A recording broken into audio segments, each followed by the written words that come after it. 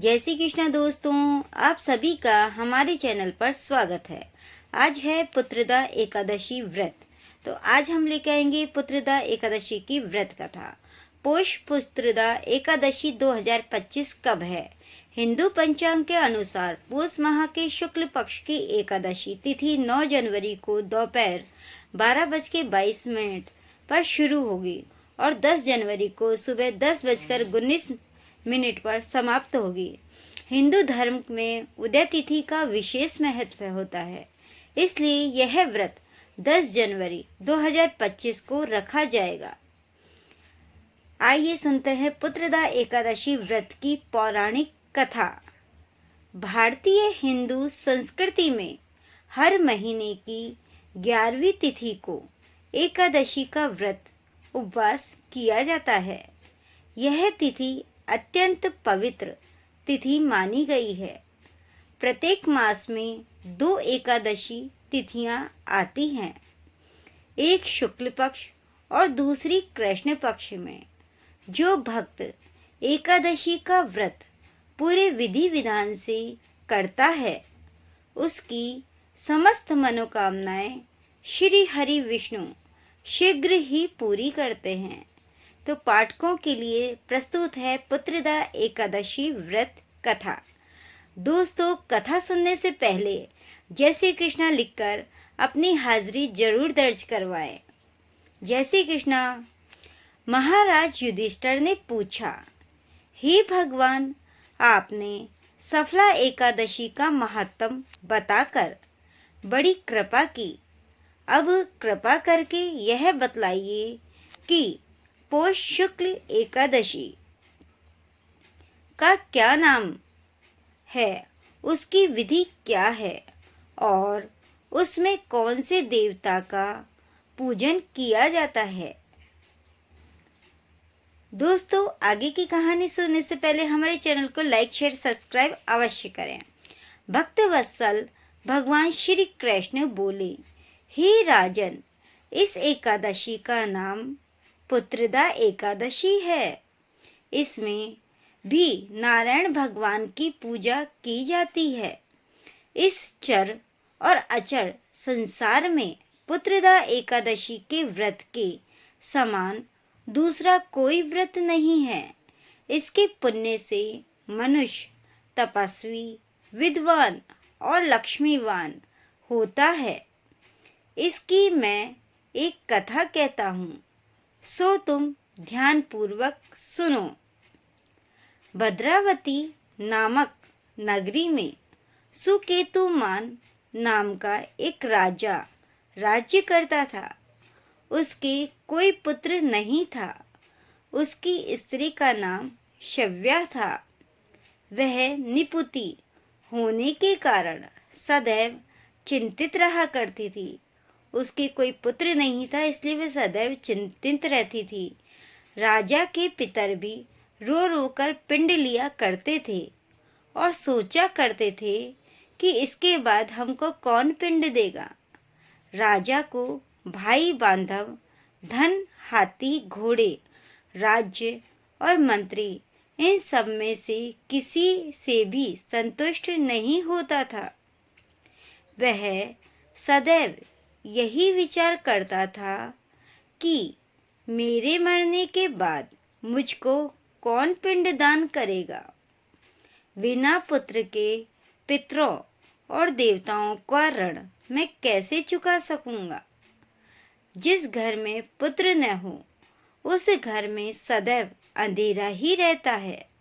इसलिए पुत्र उत्पत्ति के लिए प्रयत्न करना चाहिए। जिस मनुष्य ने पुत्र का मुख देखा है, वह धन्य है। उसको इस लोक में यश और परलोक में शांति मिलती है, अर्थात उसके दोनों लोक सुधर जाते हैं। पूर्व जन्म के कर्म से ही इस जन्म में पुत्र, धन आदि प्राप्त होते हैं। राजा इसी प्रकार रात दिन चिंता में लगा रहता था। एक समय तो राजा ने अपने शरीर को त्याग देने का निश्चय किया, परंतु आत्मघात को महान पाप समझकर उसने ऐसा नहीं किया। एक दिन राजा ऐसा ही विचार करता हुआ अपने घोड़े पर चढ़कर वन को चल दिया तथा पक्षियों और वृक्षों को देखने लगा। उसने देखा कि वन में मृग, व्याघ्र, सूअर, सिंह, बंदर, सर्प आदि सब भ्रमण कर रहे हैं। हाथी अपने बच्चों और हथिनियों के बीच घूम रहा है।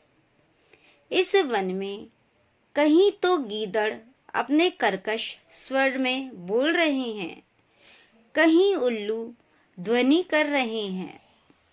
वन के दृश्यों को देखकर राजा सोच विचार में लग गया। इसी प्रकार आधा दिन बीत गया। वह सोचने लगा कि मैंने कई यज्ञ किए, ब्राह्मणों को स्वादिष्ट भोजन से तृप्त किया, फिर भी मुझको दुख प्राप्त हुआ। क्यों? राजा प्यास के मारे अत्यंत दुखी हो गया और पानी की तलाश में इधर उधर फिरने लगा। थोड़ी दूरी पर राजा ने एक सरोवर देखा। उस सरोवर में कमल खिले थे तथा सारस, हंस, मगरमच्छ आदि विहार कर रहे थे। उस सरोवर के चारों तरफ मुनियों के आश्रम बने हुए थे। उसी समय राजा के दाहिने अंग फड़कने लगे। राजा शुभ शकुन समझकर घोड़े से उतरकर मुनियों को दंडवत प्रणाम करके बैठ गया। राजा को देखकर मुनियों ने कहा, हे राजन, हम तुमसे अत्यंत प्रसन्न हैं। तुम्हारी क्या इच्छा है, सो कहो। राजा ने पूछा, महाराज, आप कौन हैं और किस लिए यहाँ आए हैं, कृपा करके बताइए। मुनि कहने लगे कि हे राजन, आज संतान देने वाली पुत्रदा एकादशी है। हम लोग विश्वदेव हैं और इस सरोवर में स्नान करने के लिए आए हैं। यह सुनकर राजा कहने लगा कि महाराज, मेरे भी कोई संतान नहीं है। यदि आप मुझ पर प्रसन्न हैं तो एक पुत्र का वरदान दीजिए।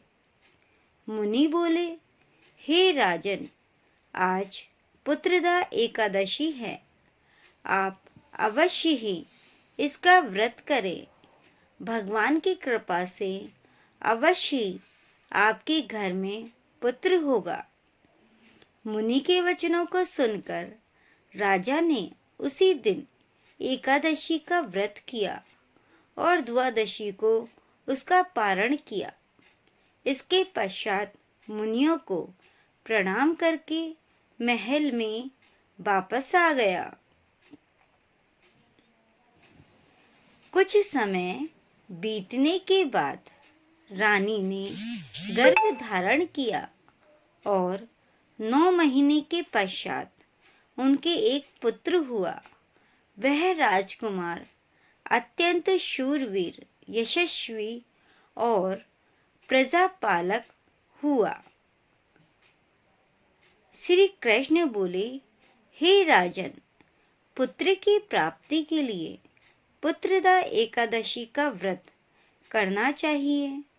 जो मनुष्य इस महात्म को पढ़ता या सुनता है, उसे अंत में स्वर्ग की प्राप्ति अवश्य होती है। दोस्तों, यह थी एकादशी व्रत की कथा। पौष माह के शुक्ल पक्ष की पुत्रदा एकादशी की व्रत कथा। जय श्री कृष्णा दोस्तों।